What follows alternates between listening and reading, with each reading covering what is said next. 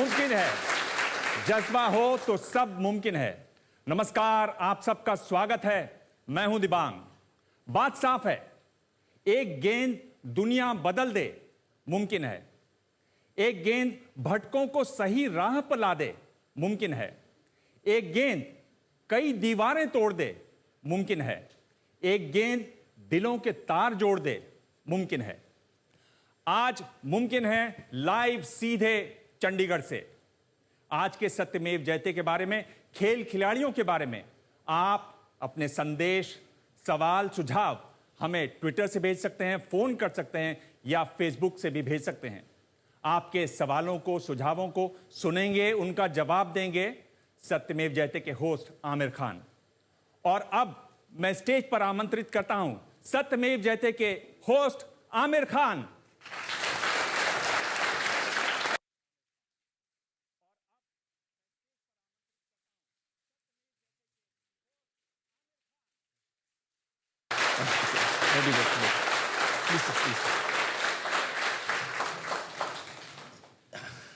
हमारे दूसरे खास मेहमान 1983 वर्ल्ड कप क्रिकेट टीम के कप्तान कपिल देव।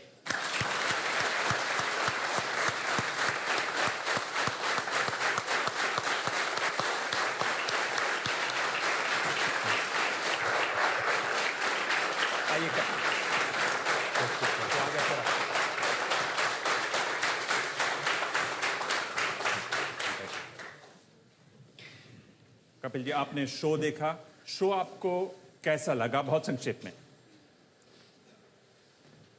अगर पहले तो सत श्री अकाल, नमस्कार। सत श्री अकाल। आप लोग जवाब नहीं देंगे इनका? अपने शहर में आया हूँ, थोड़ा सा अलग तरह की फीलिंग होती है। और ये कहो कि कैसा शो लगा, कोई भी शो स्पोर्ट्स के ऊपर हो तो स्पोर्ट्समैन को कैसा लगेगा, इसको पूछने की जरूरत ही नहीं है। इससे बेहतर क्या होगा।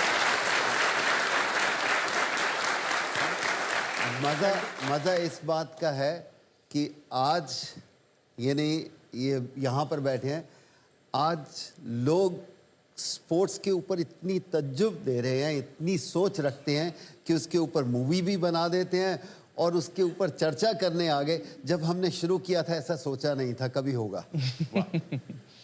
कपिल, यहाँ चंडीगढ़ के लोग हमारे साथ हैं, उनसे पूछते हैं आपको कैसा लगा आज का शो? बहुत अच्छा लगा। इससे हमें पता लगा कि स्पोर्ट्स के बारे में क्या चल रहा है और आने वाले बच्चों को इससे नसीहत मिली कि हमें भी स्पोर्ट्स में आना है। जी, इस पर हम विस्तार से और बात करेंगे। बहुत संक्षेप में आपको कैसा लगा सरदार जी? सर, पहला मैं सारे मुबारक का देना भी ये शो स्टार्ट चंडीगढ़ होया। मुमकिन है, मुमकिन नहीं, पॉसिबल है, मुमकिन नहीं, निश्चय अपने जी जीत करो, पॉसिबल है। If and words are the found in the dictionary of fools, तो मुमकिन है, मुमकिन है। आपको कैसा लगा आज का शो? बहुत अच्छा लगा। And this is like the upcoming generation will be motivated towards the sports. Right, क्या बात है। सरदार जी, आपको कैसा आज का शो? मेरा तो दिल ऐसा है कि एक बच्चा जिसको हम चेंज कर दें तो दुनिया में मुमकिन सिर्फ इस तरह है कि स्पोर्ट्स ही उसको दे दें। आपको कैसा लगा आज का शो? आई थिंक ये शो बहुत पॉजिटिविटी ला रहा है towards sports and I think it's a great way forward for all of us.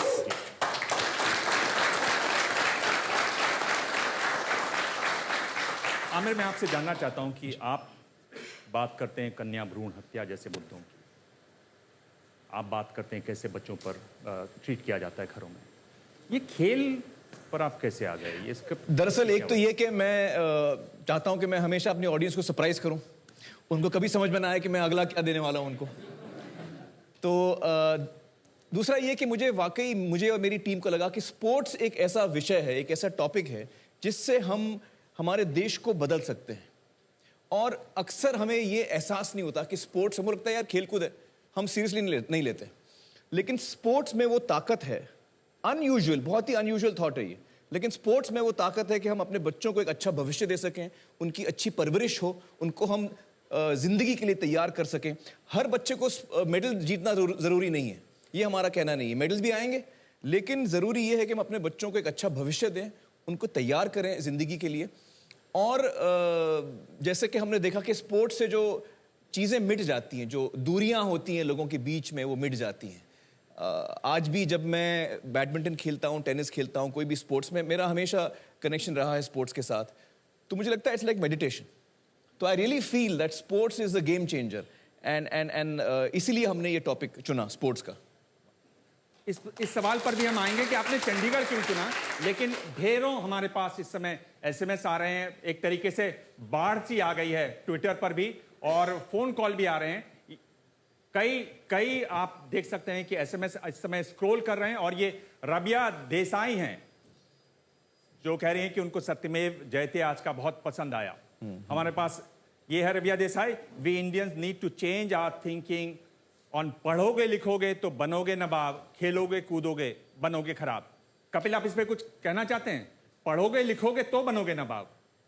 देखो, हमें मालूम है कि आपको पढ़ने में और लिखने में थोड़ा कम इंटरेस्ट था, खेल में ज्यादा था, और आप नवाब बन गए. देखिए, खेल से कम तो नहीं, बहुत कम इंटरेस्ट था. थोड़ा अगर आप बोले तो गलत बात है. अपने शहर में पढ़ा हूँ, बहुत सारे ऐसे दोस्त होंगे जो मेरे साथ खेले हैं, पढ़े तो नहीं है क्योंकि मैं पढ़ा ही नहीं. तो इसलिए अच्छा ये लगता है कि अगर आपकी ज़िंदगी बदल जाए, तो हमारी तो खेल ने स्पोर्ट्स ज़िंदगी बिल्कुल बदल डाली है, तो हमारे लिए तो खेल से बड़ी कोई चीज़ ही नहीं है.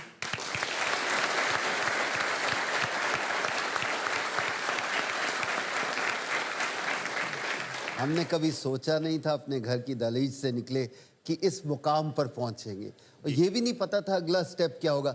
हम तो अपने पैशन के लिए खेलते थे, कि शौक था खेलने का, जो हर बच्चे को होता है. लेकिन जब थोड़ा बहुत बड़े होते हो, माँ बाप बैट और बॉल आपसे ले लेता है और आपको पेंसिल और किताब दे देता है, बस ये आपका काम है. तो अब थोड़ा सा हिंदुस्तान का नजरिया बदला है. तो ऐसा है कि माँ बाप कहते हैं कि इसको भी खिलाड़ी बना दो. इससे बड़ी जीत हमने नहीं सोची थी. हमारे लाइफ टाइम में देखने को मिलेगी कि माँ बाप अपने बच्चे को स्पोर्ट्समैन बनाना माँ बाप कहते हैं कि इसे कपिल देव बना दो.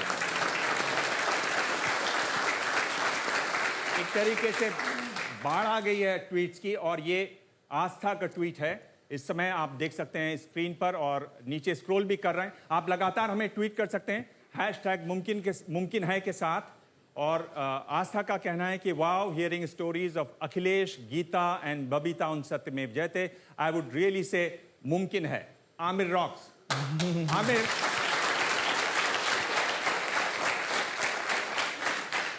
Well, I am really happy कि आप लोगों को ये शो इतना पसंद आया है और देश भर से इतनी अच्छा रिएक्शन आ रहा है. आई एम वेरी हैप्पी, क्योंकि हम सबका ये मानना था, हमारे टीम को ये मानना था कि ये बहुत एक अहम मुद्दा है जो सरप्राइजिंगली हमारे देश में एक बड़ी तब्दीली ला सकता है अगर हम इस सही रास्ते पे चलें तो, और स्पोर्ट्स को और अहमियत दें. और एक और बहुत खास ट्वीट है ये, सब ध्यान दें इन पर. बहुत बड़े खिलाड़ी हैं ये. सचिन तेंदुलकर ने भी ट्वीट किया है, और सचिन कह रहे हैं कि Aamir Satyamev Jayate episode was a deja vu for me. Sports for all will change countries future. मुमकिन है.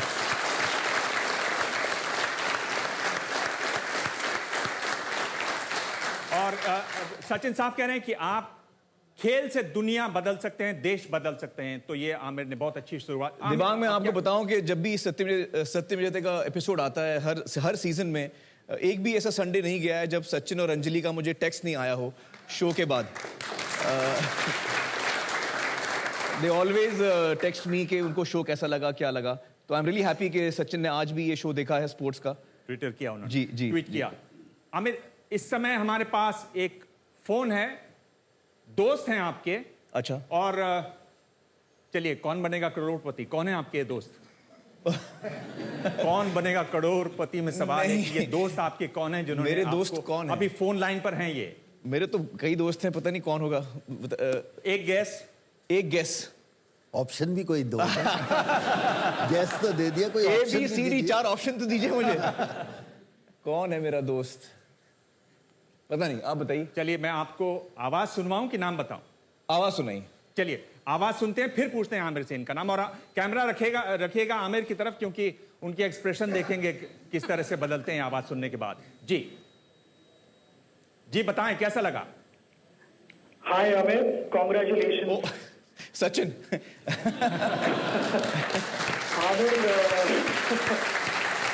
अभी मैंने शो देखा और मुझे बहुत अच्छा लगा. लाइक एज ऑलवेज मैं देखता हूँ और मैं SMS भेजता हूँ. तो इस टाइम मैंने सोचा कि ये स्पोर्ट्स के ऊपर शो है तो मैं फोन करके थोड़ी मेरी भी क्या राय थी ये शो के बारे में आपके साथ बात करूं. और काफी लोग वहाँ पे लाइव शो का पहला एक्सपीरियंस लेने आए हुए हैं. जी. तो वो भी आई थिंक ये शो में सबसे मुझे अच्छा लगा ये जो स्पोर्ट्स पर्सन थे सब इंस्पाइट ऑफ इतने बड़े चैलेंजेस उन्होंने जो एक अपना मोटिवेशन था और एक डिटर्मिनेशन था कुछ अचीव करना है लाइफ में वो छोड़ा नहीं. जी. तो उनको मैं बधाई देना चाहूंगा. एक सबसे बड़ा एग्जाम्पल है वो सारी औरतें उनमें काफी बुजुर्ग भी थे वो भाग रहे थे 100 मीटर्स. तो आई थिंक ये एज वगैरह की बात कभी होनी नहीं चाहिए जब हम फिटनेस के बारे में बात करते हैं. जी. कोई भी एज जो भी एज रहे आप फिटनेस ऑलवेज रख सकते हैं. मैं प्रोफेसर साहब को भी कॉन्ग्रेचुलेट करना चाहूंगा और उनको ये कहूंगा कि हमारे घर में भी एक प्रोफेसर थे मेरे पिताश्री जिन्होंने मुझे बचपन से बहुत एनकरेजमेंट दी और कहा कि तुम आगे बढ़ो स्पोर्ट्स में. In spite of being a professor he encourage me. So you know I think मेरे लिए वो बहुत बड़ी चीज थी. जी. एज राज्यसभा मेंबर मैं भी एक इनिशिएटिव कुछ समय से प्रमोट करने के लिए देख रहा हूँ which is called sports for all.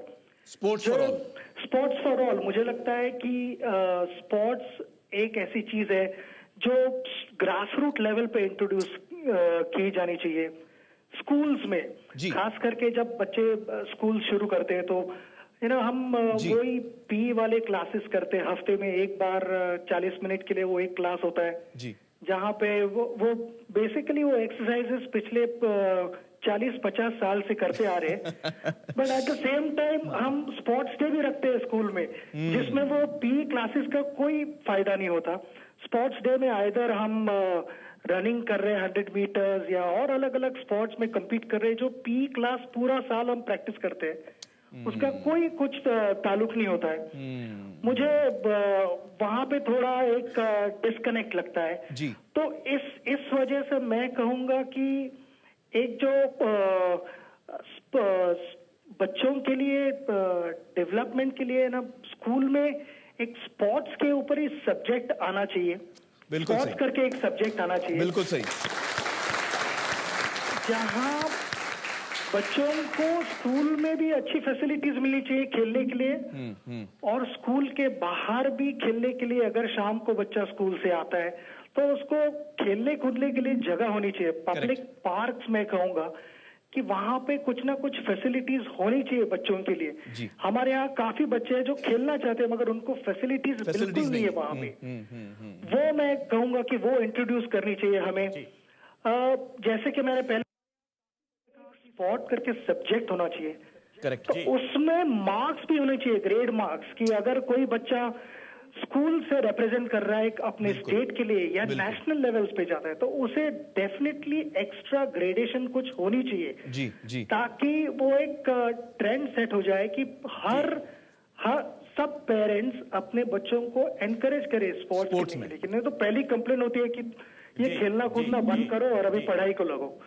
पढ़ाई जरूर करनी चाहिए मुझे लगता है मगर उसके साथ खेलना कूदना भी बहुत इम्पोर्टेंट है. ये भी पढ़ाई का एक बहुत इम्पोर्टेंट हिस्सा है. बिल्कुल. आई थिंक क्योंकि वो एज पे आमिर मुझे लगता है कि कोई लड़का या लड़की टैलेंटेड है तो वो टैलेंट आइडेंटिफाई तब होता है जी. और जब हम कॉलेज यूनिवर्सिटी लेवल्स पे जाते हैं खेलने के लिए compete करने के लिए तो वहां पे स्टेट लेवल या नेशनल लेवल पे सभी सिलेक्ट नहीं हो पाते. तो उसके आगे क्या उसके आगे स्पोर्ट्समैन की जिंदगी खत्म नहीं होनी चाहिए. बिल्कुल. जब बाकियों की जिंदगी शुरू हो रही होती है तो यूनिवर्सिटी के बाद स्पोर्ट्समैन की जिंदगी मोरलेस खत्म हो रही होती है क्योंकि सभी का सिलेक्शन हो नहीं पाता. मगर व्हाट हैपेंस टू दोज जो पैशनेट है बिल्कुल स्पोर्ट्स के और जस्ट बॉर्डर लाइन केस होते हैं. कभी कभी सिर्फ जैसे क्रिकेट टीम में सिर्फ 11 ही सिलेक्ट होते हैं तो 12वें प्लेयर या 13वें प्लेयर को करियर वहां पे खत्म नहीं करना चाहिए, विच इज नॉट राइट। बहुत बहुत जरूरी बात आप कह रहे हैं कि किस तरीके से सबको इसमें हिस्सा मिलना चाहिए। आमिर, आप इस पर क्या रिएक्ट करना चाहेंगे? I think it's a great idea Sachin, and I think that अगर आप राज्यसभा से ये चीज को पुश कर रहे हैं और एक हमारी जो एडमिनिस्ट्रेशन है या सरकार है अगर इस चीज को उठाती है तो ये बहुत ही एक बड़ा कदम होगा हिंदुस्तान के बच्चों के लिए, पूरे देश के बच्चों के लिए।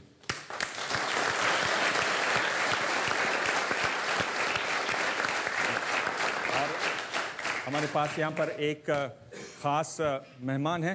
प्रिया, आप क्या खेलती, बैठे रहिए आप जी, आप क्या खेलती हैं? Sir good afternoon. First of all sir मैं स्कॉश खेलती हूँ पिछले 5 सालों और से। आप खेलशाला से हैं? हाँ, हम खेलशाला से हैं। खेलशाला ऑर्गेनाइजेशन है जो हमारे जैसे गरीब बच्चों की हेल्प करता है। आफ्टर स्कूल स्कॉश जैसी लीड गेम खिलाता है और हमें अपनी लाइफ में गेम के सारे कुछ करना सिखाता है। जी जी, दैट्स वेरी गुड, वंडरफुल। तालियां इनके लिए। कपिल जी, आपको क्या भाव आ रहा है, क्या और होना चाहिए ताकि खेल, यानी खेल जरूरी नहीं है कि आप मेडल जीतें, खेल को खेलने के लिए? आई थिंक हमारी कंट्री में लोग भूल गए हैं कि खेल एक ज़िंदगी का बहुत बड़ा इम्पॉर्टेंट रोल है, जिससे आपकी सेहत बेहतर होगी तो कंट्री बेहतर होगी, जो हम जिसके ऊपर गौर नहीं करते। जिसकी सेहत अच्छी है उसको डॉक्टर की भी ज़्यादा ज़रूरत नहीं है, उसको और बाकी भी जो प्रॉब्लम्स आ सकती है सोसाइटी में उसकी भी थोड़ी सी फ़ायदा मिलता है खेलने का। और खेल से जो दूरियां हैं जो आमिर ने बोला वो कम हो जाती है, और खेल में कोई भेदभाव नहीं होता। आप एक ही टीम 83 की टीम करूं, हमारी टीम में सरदार भी था, मुस्लिम भी था, क्रिश्चियन भी था, हम सब तरह के थे, लेकिन हमारी सोच एक ही थी, इंडिया है। तो आई थिंक ये सोच बदल देता है खेल, और खेल से ज़्यादा जल्दी कोई और चीज़ पास नहीं ला सकती किसी को भी। तो आपके ढेरों ट्वीट हमारे पास आ रहे हैं, आपके सुझाव आ रहे हैं, उनको हम शामिल करेंगे कार्यक्रम में। आप चाहें तो हमें मिस्ड कॉल कर सकते हैं। आज हम आपसे पूछ रहे हैं, जो आमिर ने भी बताया सत्यमेव जयते में, कि क्या आप चाहते हैं कि हमारे देश की जो स्पोर्ट्स फेडरेशन है उनको सिर्फ खिलाड़ी, उनमें सिर्फ खिलाड़ी हों और खिलाड़ी चलाएं उनको? आपको हाँ या ना नहीं करना है। ये फोन नंबर है, आप इस फोन पर सिर्फ फोन करें, मिस्ड कॉल करें, बहुत आसान काम है, करिए, मुमकिन है। और इस दौर को शुरू करने से पहले स्वागत करते हैं एक और बड़े खिलाड़ी, युवराज सिंह।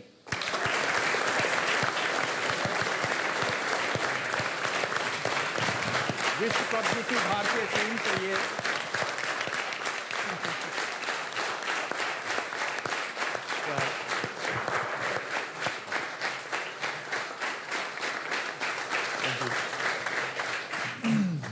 युवराज सिंह के बारे में कहा जाता है कि ये कोई भी बाउंसर आता है तो उसको 6 मार देते हैं। और इन्होंने अभी मुझे बताया कि आप बाउंसर सवाल पूछोगे तो वो 6 जाएगा, तो मैं बाउंसर बिल्कुल नहीं पूछ रहा हूं, मैं सिर्फ ये पूछ रहा हूं कि आपने आज का कार्यक्रम देखा, आपको कैसा लगा और उसमें कौन सी ऐसी बात थी जिसने आपके दिल को छुआ? बड़ा इमोशनल प्रोग्राम था। बहुत खुशी हुई देख के कि छोटे छोटे शहरों से जो बच्चे आ रहे हैं ऊपर, उनमें इतना हुनर है, और एक चांस की बात है कि वो टैलेंट को किसी ने पकड़ा और ऊपर लेके आया। जैसे वो 9 साल का बच्चा शुभम गोल्फर 9 साल की उम्र में 110 टूर्नामेंट जीत चुका है, तो आई थिंक कमाल की बात है।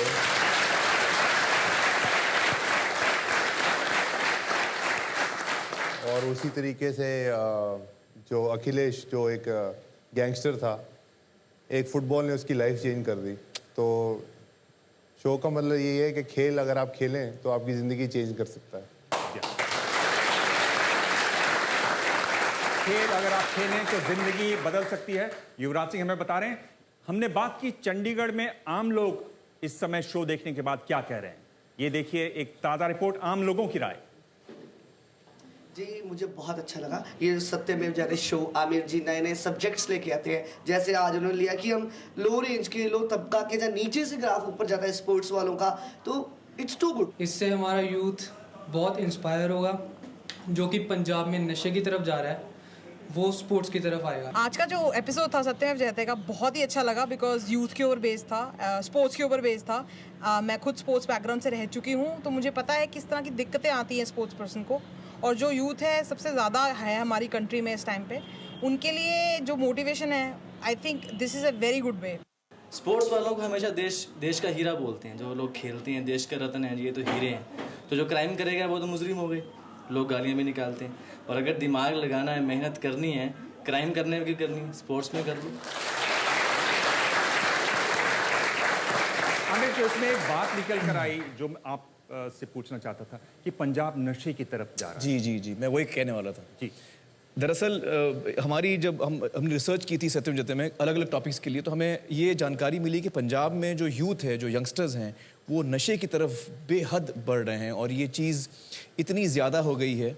मुझे कुछ दिन पहले ही मेरे एक दोस्त हैं, उन्होंने मुझे टेक्स्ट किया और उन्होंने कहा कि आप इसमें कुछ कहिए।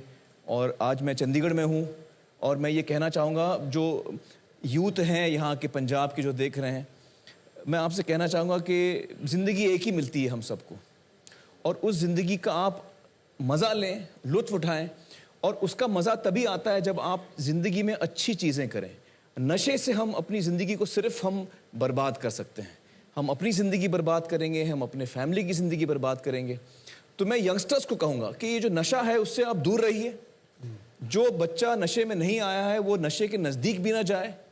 स्पोर्ट्स खेलिए, स्पोर्ट्स से आपको इतने मज़े आएंगे, इतनी चीज़ें हैं दुनिया में करने के लिए। और जो बच्चे नशे में की लत में आ चुके हैं, आप ताकत से आगे बढ़िए और इससे निकलने की कोशिश करिए। हम सब आपके साथ हैं, आपके परिवार आपके साथ हैं, आपके दोस्त आपके साथ हैं।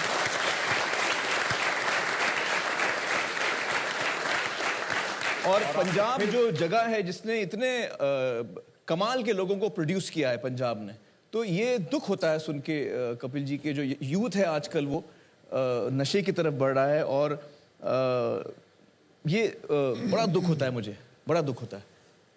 नहीं, शायद हमें भी अजीब लगता है कि ऐसा नहीं था पंजाब। जी, अगर पंजाब को देखें, पंजाब तो बहुत हंसते खेलने वाला एक स्टेट है। और एकाएक पिछले 10 साल से ये आवाज़ सुनने को मिलती है कि यंगस्टर नशे में हैं। जब नशे में होते तो आप अपना माइंड खो बैठते हो, आपको समझ नहीं होती। वही इसीलिए कहते हैं कि स्पोर्ट्स खेलने से आपका माइंड बना रहता है। तो दुख होता है ये सुन के भी कि हमारे नौजवान उस तरफ जा रहे हैं जहाँ नहीं जाना चाहिए। लेकिन मुझे लगता है कि मुमकिन है कि वो इससे बाहर निकलें। और मैं कहता हूं कि जितने यंगस्टर्स देख रहे हैं, आप एक पॉजिटिव अप्रोच रखिए और इसमें से बाहर निकलिए। मुमकिन है, मेरा ये दिल कहता है मुमकिन है। दीदी, आप जानते हैं कैसे ऐसे लोगों को, दोस्तों में ऐसी कोई वाकया हुआ हो या आप कुछ कहना चाहते हो यंगस्टर्स को, पंजाब के, पूरे देश के, दुनिया के? बस यही मैसेज देना चाहूँगा जो आमिर जी ने बोला कि नशों से दूर रहिए। जैसे कि उसकी जगह खेल खेलिए। जैसे कि हमने प्रोग्राम में देखा, जो खेल है वो आपका माइंड डाइवर्ट कर सकता है, अच्छी चीज़ में अपना ध्यान लगा सकते हैं। और नशे से तो अपनी ज़िंदगी ख़राब होगी, लेकिन खेल से आपका जीवन अच्छा रहेगा, आसपास वालों का जीवन अच्छा रहेगा। और बस यही दुआ करते हैं कि पंजाब ने तो इंडिया को इतने स्पोर्ट्समैन दिए, और जितना खेल में ध्यान लगाएंगे उतना देश के लिए अच्छा है, पंजाब के लिए अच्छा है। क्या मतलब आप नशे को छोड़िए, दूध और लस्सी पीजिए। दूध, लस्सी, दही, आलू से पराठे। आलू से पराठे। अब देखते हैं हमारा मिस्ड कॉल सवाल, जिसमें हमने पूछा आपसे, आपकी राय पूछी। आपको सिर्फ एक मिस कॉल करके उसका जवाब देना है, अगर आप इस सवाल से सहमत हैं तो। क्या आप चाहते हैं कि हमारे देश में जितने भी स्पोर्ट्स फेडरेशंस हैं उनको ऐसे ही लोग चलाएं जो खुद उस खेल में माहिर हैं, यानी कि स्पोर्ट्स पर्सन्स? अगर आप इस बात से सहमत हैं तो हमारे मुमकिन है कैंपेन का हिस्सा बनिए और इस टोल फ्री यानी मुफ्त नंबर पे मिस्ड कॉल दीजिए 1800 833 4001। एक तरीके से आग लगी हुई है, लाइंस जैम पड़ी हैं। आमिर, आप फिर एक कौन बनेगा करोड़पति, आप एक मोटा अंदाजा लगा सकते हैं कि कितने लोगों ने मिस्ड कॉल दिया? नहीं, अभी तो शो खत्म हुआ। 10 लाख। 10 लाख।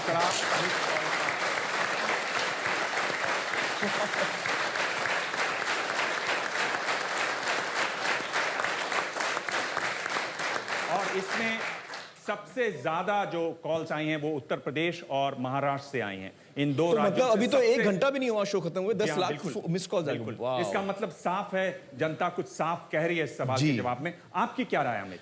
देखिए, मुझे तो ये हमेशा से लगता है कि जो स्पोर्टिंग बॉडीज हैं, जो स्पोर्टिंग अथॉरिटीज हैं, उसमें यकीनन स्पोर्ट्स के लोगों का पार्टिसिपेशन होना चाहिए और एक भारी मात्रा में होना चाहिए। मैं ये नहीं कहता कि जो आदमी पॉलिटिशियन है या स्पोर्ट्स से ताल्लुक नहीं रखता वो स्पोर्ट्स के बारे में एक्साइटेड ना हो, एंथुजियास्टिक ना हो सकता है, लेकिन कोई भी काम जब आप करें तो वो आपको पूरे मन से करना है। अगर मुझे लगता है कि मैं आर्चरी को बढ़ावा देना चाहता हूं या हॉकी को बढ़ावा देना चाहता हूं या किसी भी खेल को मैं बढ़ावा देना चाहता हूं, तो फिर मैं सुबह से लेके रात तक उसी खेल के साथ जुड़ा हुआ रहूं। नाश्ते के टाइम, खाने के टाइम, सोने के टाइम, नहाने के टाइम, वो मेरे माइंड में उससे निकलना नहीं चाहिए। तब मैं लायक हूं उस संस्था को चलाने के लिए। मैं कोई मिनिस्ट्री भी संभाल रहा हूं, मैं 5 मिनिस्ट्री संभाल रहा हूं, प्लस मैं ये भी कर रहा हूं, क्या जरूरत है हमको ये सब करने की? अगर हम चाहते हैं कि कोई भी स्पोर्ट्स हम आगे ले जाएं, मैं हॉकी ले जाना चाहता हूं सामने, तो फिर चाहे मैं स्पोर्ट्समैन हूं, चाहे मैं नहीं हूं, लेकिन मुझे टोटली उसमें डूब जाना चाहिए। तब मैं लायक हूं उस संस्था को चलाने के लिए।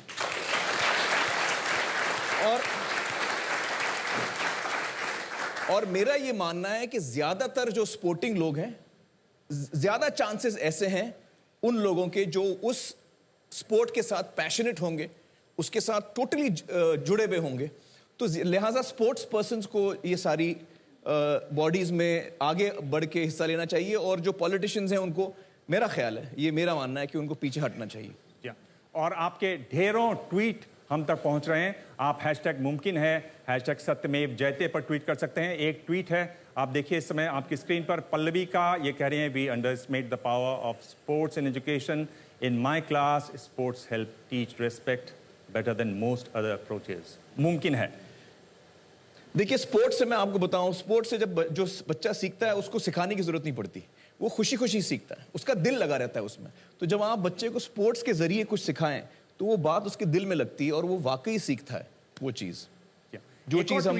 एक और ट्वीट देख लें, ये नेहा ट्वीट कर रही हैं, और सत्यमेव जयते हैशटैग के साथ आप ट्वीट कर सकते हैं। मुमकिन है पर भी ट्वीट कर सकते हैं, और #SMJ करें तो भी आपके ट्वीट हमारे पास तक पहुंचेंगे। नेहा जोशी हैं, ये पढ़ाती हैं। As a teacher, I have seen that when my students play sport, it helps improve their concentration and behavior in the classroom. जी हाँ। कपिल, ये कह रहे हैं कि अगर आप पढ़ेंगे तो कंसंट्रेशन ज़्यादा बढ़ेगी।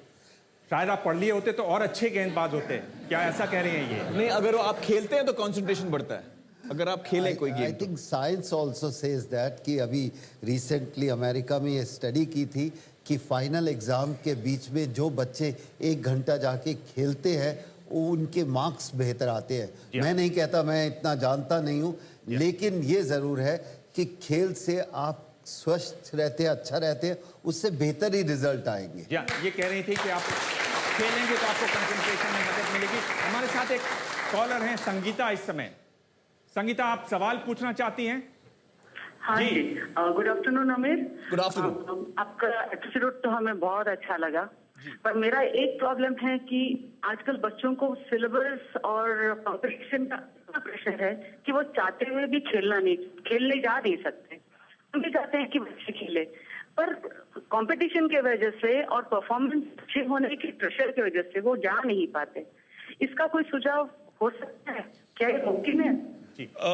मैं ठीक से समझा नहीं संगीता जी का सवाल क्या था। किस पढ़ाई लिखाई? हम ये कह रहे थे कि बच्चों को खेलने की तो बहुत इच्छा है, हम भी चाहते हैं कि बच्चे खेले, पर उनको पढ़ाई का बोझ इतना होता है, कंपटीशन का इतना उन पे दबाव है, प्रेशर है, तो वो उस पे ज्यादा ध्यान नहीं दे पाते हैं। खेल चाह के भी खेल नहीं सकते हैं। ये देखिए, वो कह रही हैं कि मैं समझ गया, जितना होता है कि मैं समझ गया, बोझ, पढ़ाई का बोझ बहुत ज्यादा होता है। देखिए संगीता जी, मेरा ये मानना है कि पढ़ाई का बोझ जितना भी हो, हमें पहले ये समझना है कि हम बच्चों को क्यों पढ़ाते हैं, बच्चों को हम स्कूल क्यों भेजते हैं। हम इसलिए भेजते हैं ताकि हम चाहते हैं कि वो जिंदगी के लिए तैयार हो जाएं, 10 साल 15 साल बाद वो जिंदगी का सामना कर सकें।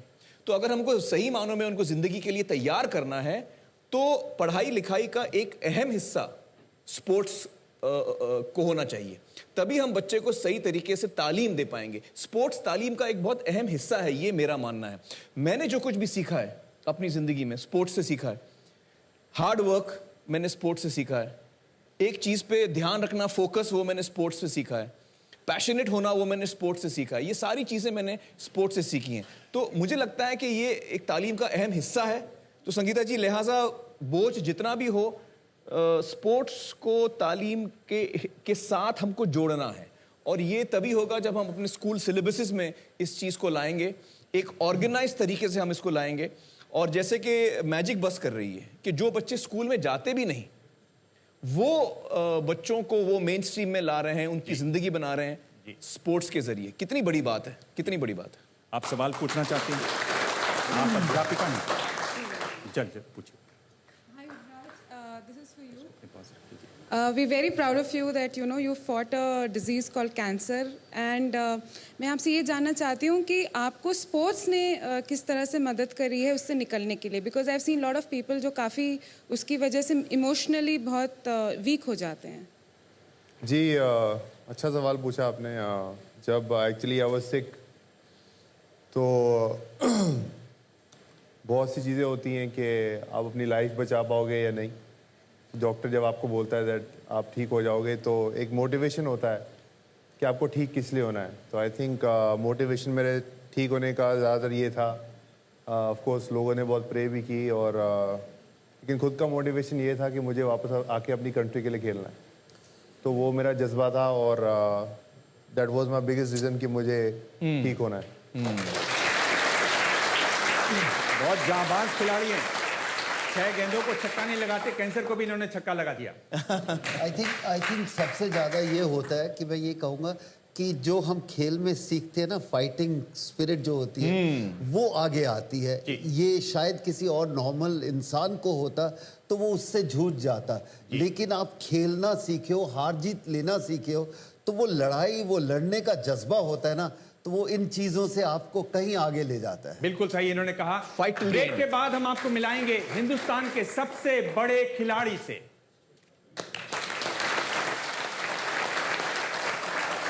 आप देख रहे हैं मुमकिन है, आप देख रहे हैं मुमकिन है में अब बात हिंदुस्तान के सबसे बड़े खिलाड़ी की। सबसे बड़े खेल के जो समारोह होते हैं ओलंपिक्स, उसमें भारत ने अब तक सिर्फ 9 गोल्ड मेडल जीते हैं। 8 गोल्ड मेडल हॉकी में और 1 गोल्ड मेडल शूटिंग का। उन 9 में से 1/3 यानी 3 गोल्ड मेडल जीत चुके हैं। हमारे साथ मौजूद हैं यहां बलबीर सिंह,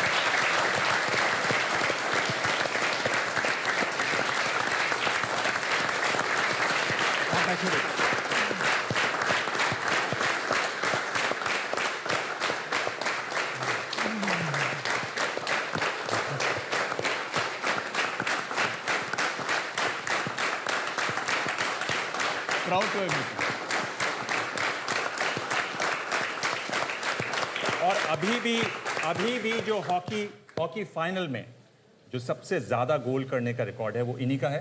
हेलसिंकी ओलंपिक्स में फाइनल्स में हॉलैंड की टीम थी, 6 में से 5 गोल फाइनल में इन्होंने किया।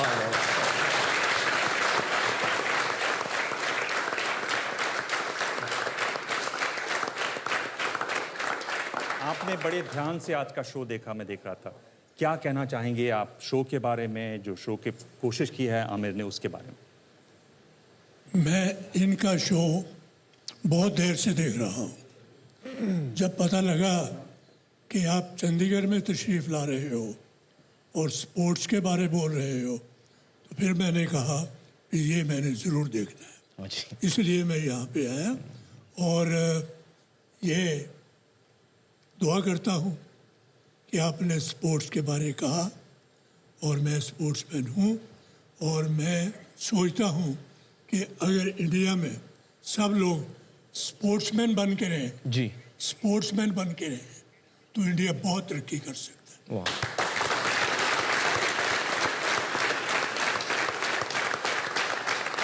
और चमकता रहे भारत का सितारा, ऊंचा रहे झंडा हमारा।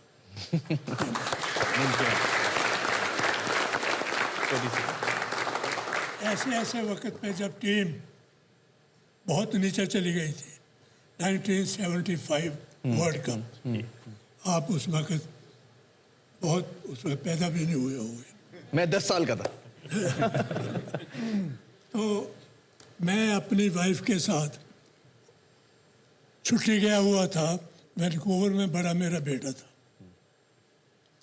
तो मैंने कभी शेखी मारते हुए KS बैंस होते थे हमारे एजुकेशन और स्पोर्ट्स सेक्रेटरी, उनसे कहा था कि हमारी टीम हारती जा रही है, अगर मुझे मौका मिले, मैंने तो वैसे ही कहा था शेखी मैं सच बोल रहा हूँ कि मैं जिता दूंगा।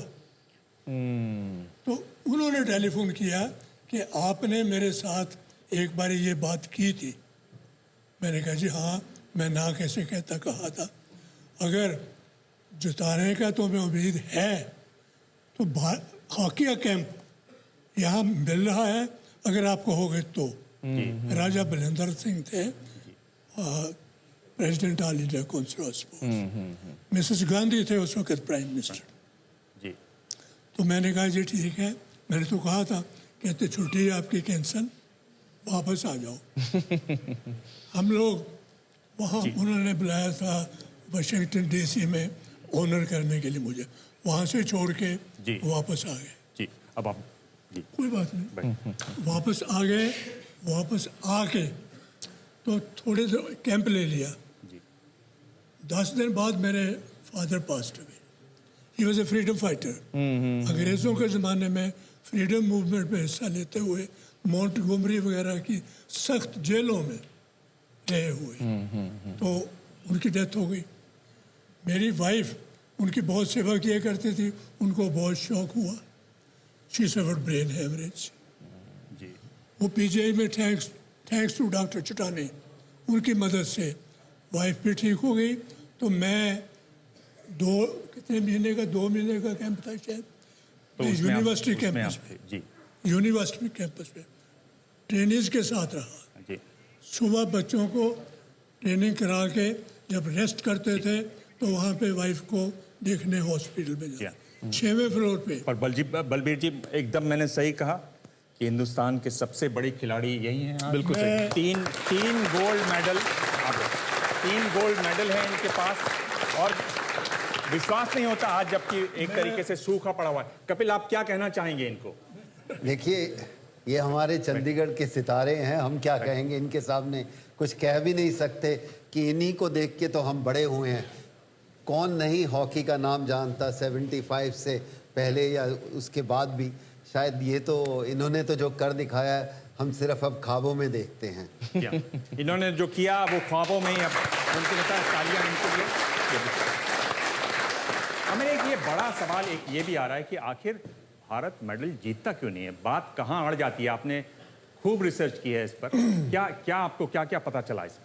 देखिए, टैलेंट तो बहुत है हिंदुस्तान में, लेकिन हमें लगता है कि अगर ये एक बड़े पैमाने पे यंगस्टर्स को अगर हम खिलवाएं तो हमें जल्दी कम उम्र में पता लगेगा कि किसका एप्टीट्यूड किस गेम की तरफ बढ़ रहा है, जैसे चाइना ने किया।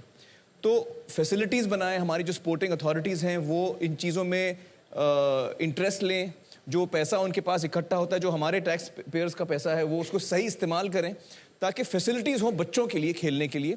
और जब ज़्यादा से ज़्यादा बच्चे खेलेंगे, एक तो तंदुरुस्ती होगी उनका डेवलपमेंट अच्छा होगा, और साथ साथ मेडल्स भी आएंगे। ऐसा नहीं कि मेडल्स नहीं आएंगे। आई थिंक इसमें थोड़ा सा मैं कहना चाहता हूँ कि अभी हम चर्चा कर रहे थे कि हॉकी जो हमारा नंबर 1 स्पोर्ट्स था, आज हिंदुस्तान में 15 शहर हैं जहाँ पर एस्ट्रो टर्फ हैं, और हॉलैंड पंजाब जितना है जहाँ पर 200 एस्ट्रो टर्फ है। तो हम किसके साथ मुकाबला कर रहे हैं? अगर फैसिलिटीज बच्चों को नहीं देंगे तो हम कहाँ से पैदा कर पाएंगे गोल्ड मेडलिस्ट? तो मौका ही नहीं है, बच्चों के लिए सुविधाएं नहीं है, तो मेडल कहाँ से आएंगे? आप देख रहे हैं मुमकिन है, और इस दौर में सबसे पहले एक सवाल एयरटेल कॉलर से। जी पूछें।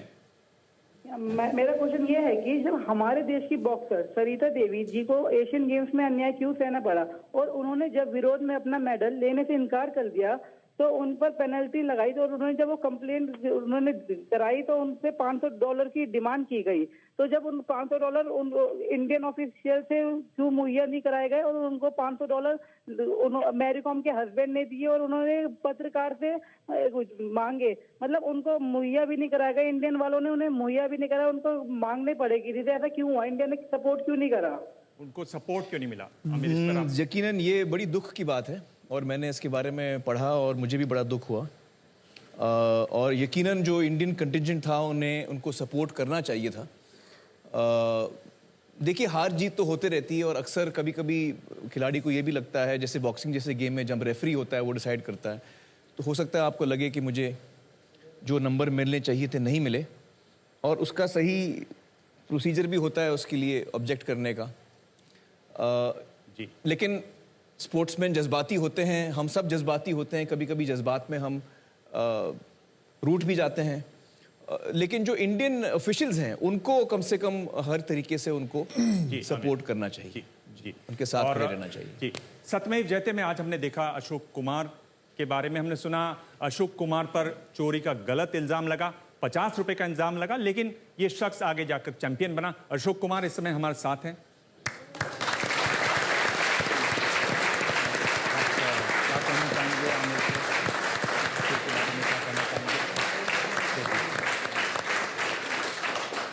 सबसे पहले तो मैं थैंक्स करना चाहूँगा आमिर सर को, जिन्होंने मुझे यहाँ बुलाया है और मेरे को इस लायक समझा है। और आज मैं जो भी कुछ हूँ यहाँ पे हूँ सिर्फ स्पोर्ट्स की वजह से हूँ। अगर आज मैं नहीं खेलता तो शायद मेरे को यहाँ पे मौका नहीं मिलता आने के लिए। लेकिन मेरी लाइफ में सर काफ़ी लोग ऐसे मिले जिन्होंने मुझे काफ़ी सपोर्ट किया और जिन्होंने मुझे काफ़ी मोटिवेट किया सर। जैसे अमित लुथरा जी, जिन्होंने आपकी बड़ी हेल्प की। जी जी जी, तो मुझे बताइए कि अमित लुथरा जी ने जो आपको हेल्प किया, जो फाउंडेशन जहाँ से शुरू हुआ, उसके बाद आपको क्या फील हुआ? मतलब आप भी यंगस्टर्स को हेल्प करते हैं इसी तरह जैसे आज आप इतने बड़े प्लेयर बन गए हैं, आपकी क्या भावनाएं हैं? आप बैठे रहिए। सर मेरे को काफ़ी अच्छा लगता है अच्छा काम करने के लिए सर। और जब एक गोल्फ फाउंडेशन बनी थी सर तो कपिल सर भी थे उसमें और इन्होंने भी काफ़ी सपोर्ट किया था सर उसको। और हमारे पास टैलेंट की कमी नहीं है सर। और अमित सर जो काम कर रहे हैं सर वो काफ़ी अच्छा काम कर रहे हैं और काफ़ी यंगस्टर जो हैं सर वहाँ से निकल रहे हैं और वो मैच जीत रहे हैं सर। तो मेरे को लगता है वो सही प्लेटफॉर्म पे हैं सर और आई होप वो कंटिन्यू यही काम करते रहेंगे सर। जी, मैं अब आपसे आपको ये बता दूं कि मिस्ड कॉल में आंकड़ा 10 लाख के भी पार चला गया है। अच्छा, चंडीगढ़ शहर में है। और अब आपसे बाउंसर सवाल कि अगले हफ्ते आपका टॉपिक खेल कूद जैसा ही कुछ होगा या कुछ गंभीर बातचीत? अगले हफ्ते का टॉपिक क्या होगा? देखिए, चक्कर ये है कि हम अपने शो में हम टॉपिक रिवील नहीं करते। हम चाहते हैं कि आप लोग शो के साथ जुड़ें और जैसे जैसे शो हमारा आगे चले आपको समझ में आए कि हमारा विषय क्या है। इतना मैं आपको ज़रूर कह सकता हूं कि जो भी हमारा विषय होता है वो हम सब की ज़िंदगी से जुड़ा हुआ होता है। हम सब की ज़िंदगी में एक बड़ी तब्दीली लाने का उसमें पोटेंशियल होता है। हम सारे ऐसे टॉपिक्स चुनते हैं जिससे हम रोज़मर्रा की ज़िंदगी में, आम इंसान की ज़िंदगी में हम फ़र्क ला सकें, एक तब्दीली ला सकें। देखिए, स्पोर्ट्स का हम उदाहरण लेते हैं। देखिए, सरकार अपना काम करते रहेगी, जैसे कोशिश कर रही है, कुछ अच्छा कुछ बुरा, हमें कभी तकलीफ होती है, कभी खुशी होती है, लेकिन स्पोर्ट्स के ज़रिए हम अपनी लाइफ में तब्दीली ला सकते हैं। मुझे और आपको कोई नहीं रोक सकता कि हम ये फैसला करें कि हर संडे मैं कोई ना कोई खेल खेलूंगा। मतलब बच्चों को तो खेलना ही चाहिए, बच्चों को हम खिलवाएंगे, इससे हमें कोई रोक नहीं सकता। और मैं हर हफ्ते, हर दिन जब भी चाहूं कुछ गेम खेलूं, मेरी लाइफ में तब्दीली आ सकती है। इसके लिए हमको सरकार का वेट नहीं करना है।